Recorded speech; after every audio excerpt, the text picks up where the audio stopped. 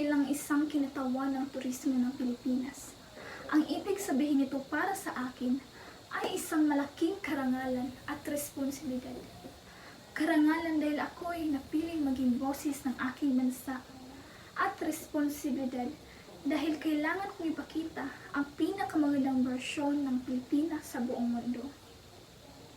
Maipagmamalaki ko ang Pilipinas sa mga turista sa pamamagitan ng pagbahagi ng ating likas na yaman, mula sa magagandahang beaches ng Boracay at Palawan hanggang sa mga historical sites ng Intramuros at Vigan.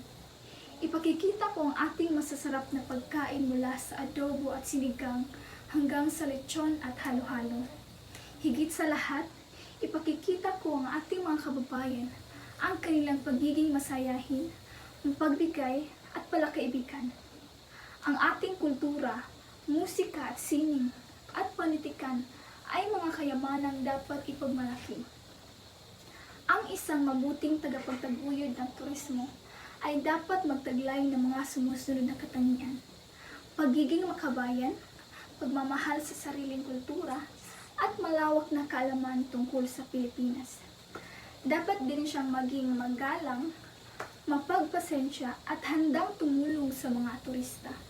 Higit sa lahat, dapat maging positibo at may pagmamahal sa kanyang trabaho upang maipakita ang tunay na kagandahan ng Pilipinas. Maraming salamat.